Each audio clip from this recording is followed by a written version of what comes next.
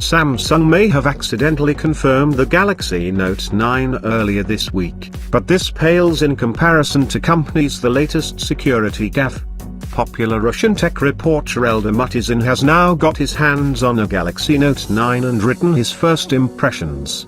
Murtazin's track record is excellent and his time with the phone, almost 2 months ahead of release, confirms all Samsung's headline upgrades.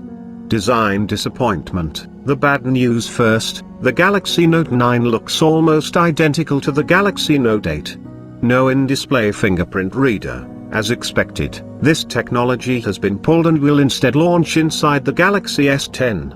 Repositioned fingerprint sensor, Samsung is wisely moving this from the side to below its rear cameras. Horizontal dual cameras, speaking of which, the Galaxy Note 9 has horizontal dual rear cameras unlike the vertically mounted cameras on the Galaxy S9 Plus. Upgraded photography, primarily software-based, Murtazin says improved algorithms have boosted overall performance as well as optical stabilization. No mention was made of the front camera, which is what really needs work.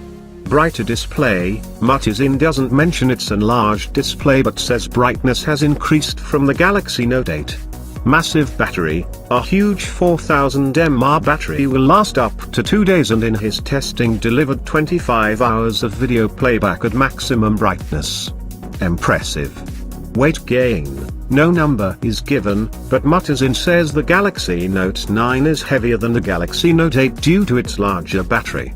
More RAM, a 6GB base model will be offered alongside an upgraded 8GB version, though it's unclear in which markets they will be sold. Big storage boost -128GB, 256GB and 512GB models are coming. Again, the big question remains where. All new S Pen, Bluetooth support has been added, accuracy increased and software support expanded notably for business users. Murtazin also points out overall performance is excellent, with the polarizing Samsung Experience user interface receiving fluid new animations. He reveals Samsung's R emoji will be updated as well, but this won't be ready at launch.